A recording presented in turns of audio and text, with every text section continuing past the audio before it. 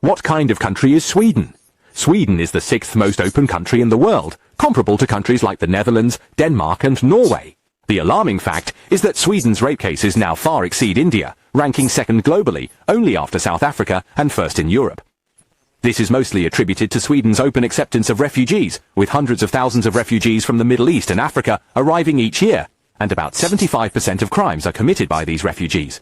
Sweden is a typical high-income, high-consumption, high-tax and high-welfare country, ranking fourth in the world for happiness index. Swedes are widely regarded as having good looks, being one of the most beautiful ethnic groups in the world. Swedish beauties typically have long, slender legs and well-proportioned bodies, which give them an outstanding grace and a striking presence when they walk. Sweden is also one of the countries where people least want to get married. More than half of the adults in the country choose to be single or live alone. Many no longer view marriage as a necessary life stage. They may opt for non-marital partnerships, cohabitation, or staying single. Even those who eventually decide to marry often do so around the age of 35. Another reason Swedes may not want to get married is because Sweden's social welfare system is indeed excellent. Individuals can be relatively economically independent and do not need to overly rely on a partner to sustain their lives. So just how good are the social benefits in Sweden? In Sweden, education from preschool to university is almost free. Sweden also provides universal free healthcare. Although there is a nominal registration fee, the cost is very low. When employees fall ill, they are entitled to sick leave pay. For the first 14 days of sick leave, employers usually pay the sick leave wages. If the sick leave exceeds 14 days, the Swedish Social Insurance Agency provides a sickness allowance, which is equivalent to 80% of the employee's salary. Employees can apply for a maximum of 364 days of paid sick leave within 15 months. Additionally, Swedish employees are entitled to at least 25 days of paid annual leave every year. If you get married and have children, the benefits are even better. A couple can share up to 480 days of paid parental leave, and each child receives a monthly child allowance of at least 1,250 Swedish krona. The more children you have, the more subsidies you get, continuing until the child turns 16. If a Swedish citizen becomes unemployed, they can receive unemployment benefits equal to 80% of their salary. Of course, Sweden is a high welfare state, which also means high taxes. The tax burden for the average Swedish worker is around 30 to 45%, and for high earners, it is even higher, but usually does not exceed 55%.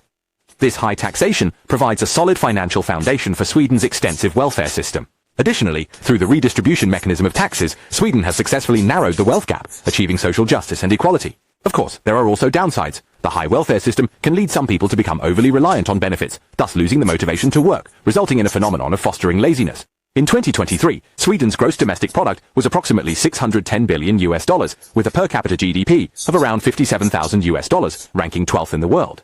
The average monthly salary in Sweden in 2023 was between 36,000 to 40,000 Swedish krona. Sweden is also one of the first countries in the world to legalize same-sex marriage. Since 1995, Sweden has allowed same-sex couples to register their partnerships. Only 6% of Sweden's land is arable, so most of its grain, fruits and vegetables need to be imported. Sweden has 2 universities ranked in the world's top 100. The Royal Institute of Technology is ranked 73rd, and Lund University is 85th. Sweden also demonstrates strong capability in patent applications, with the number of patents per capita being the second highest in the world, only behind Switzerland. The contribution of telecommunications giant Ericsson is particularly noteworthy, and Sweden has also achieved significant success in the Nobel Prizes, with a total of 31 Nobel laureates to date. So, what comes to mind when you think of Sweden? Hello everyone, welcome to today's Global Geography with Darfay. I'm Darfay, and today I'll be taking you on an exploration of the Nordic country known as the Kingdom of Sweden, commonly referred to as Sweden. It is located on the eastern side of the Scandinavian peninsula in northern Europe and is one of the 5 Nordic countries. It borders Norway to the west, Finland to the northeast, the Baltic Sea to the east, and the North Sea to the southwest, and is separated from Denmark by the sea. It has a coastline of 2,181 kilometers and a total area of 450,000 square kilometers. It is the largest country in northern Europe, the 5th largest in Europe, and its area is similar to China's Gansu province, with about 15% of its land within the Arctic Circle. As of December 2023, Sweden's total population is 10.55 million, less than half of Gansu province's population, with Swedes making up 90%. The official language is Swedish, and the capital is Stockholm. The service industry is Sweden's main economic pillar, accounting for about 70% of the GDP. It includes financial services, information technology, healthcare, education, and tourism, among others. Industry accounts for about 30% of GDP, mainly including automobile manufacturing, machinery manufacturing, electronic products, chemicals and pharmaceuticals. Although the arable land area is limited, agriculture still contributes to the local economy, mainly producing wheat, barley, oats and dairy products. Sweden's terrain is long and narrow, sloping from the northwest to the southeast. The northern region is the Norrland Plateau, characterized by higher elevations and a cold climate, which is where Sweden's major mountain ranges and forests are located. The southern and coastal areas are mostly plains or hills, with relatively flat terrain, where agriculture and the population are more concentrated. The country's highest peak, Kebnekaise, stands at an altitude of 2,123 meters, and is a paradise for mountaineers. Sweden has abundant water resources, with lakes covering more than 80% of the country's total area, totaling over 92,000. Among them, Lake Vänern is the largest lake in northern Europe, with an area of about 5,550 square kilometers, ranking third in Europe.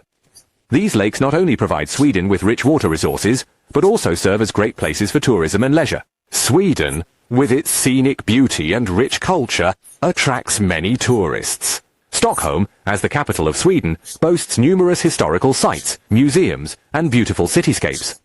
Visitors can explore famous attractions, such as the Swedish Royal Palace, the Old Town, and the Vasa Museum, experiencing the history and culture of Sweden. In addition, Stockholm is also the venue for awarding the Nobel Prize, which adds to the city's international fame. Gothenburg is Sweden's second largest city, and the largest port on the Scandinavian peninsula.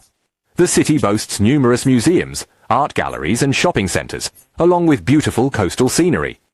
Visitors can experience the modern urban vibe of Sweden and its rich cultural life here. The Northern Lights viewing area in northern Sweden, especially near Kiruna, is an excellent spot to see the Northern Lights.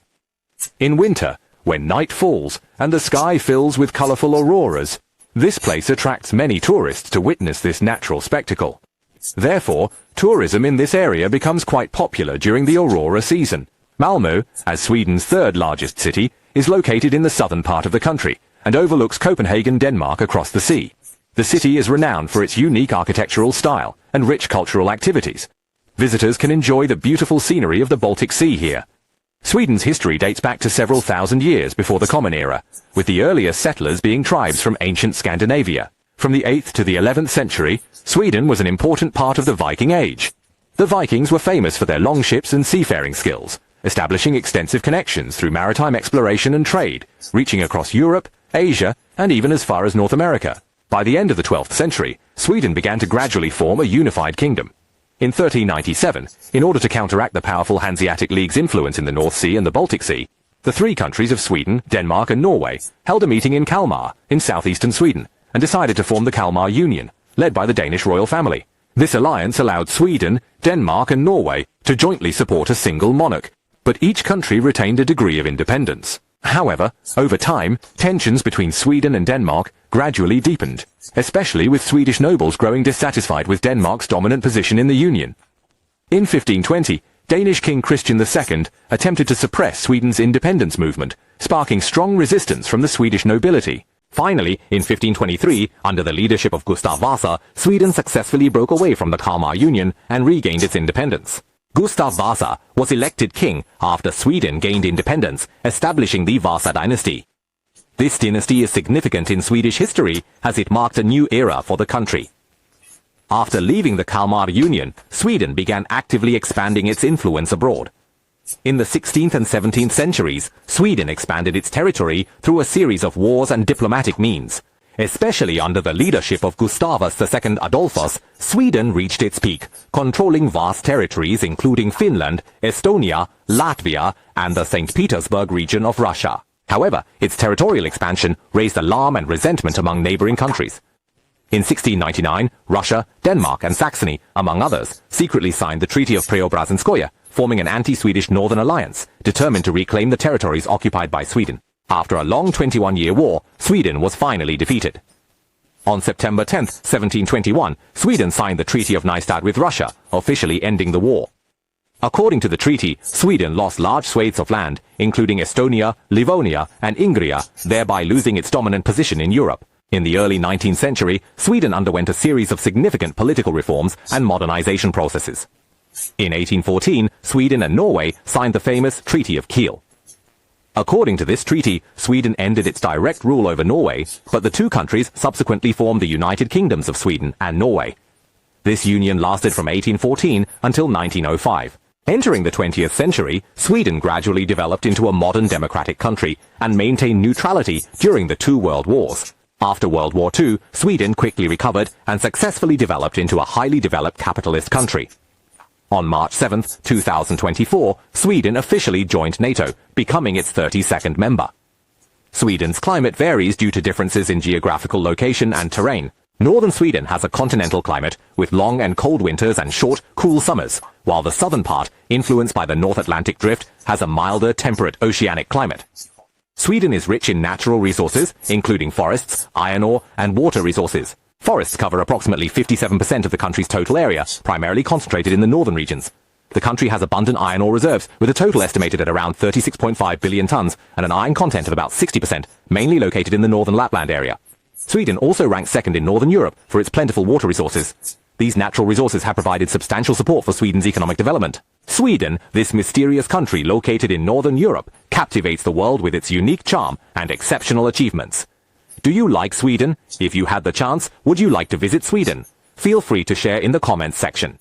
Thank you for watching today's Darfay Global Geography. If you enjoy our content, please do not hesitate to give us a like and follow. I am Darfay, and we will see you in the next video.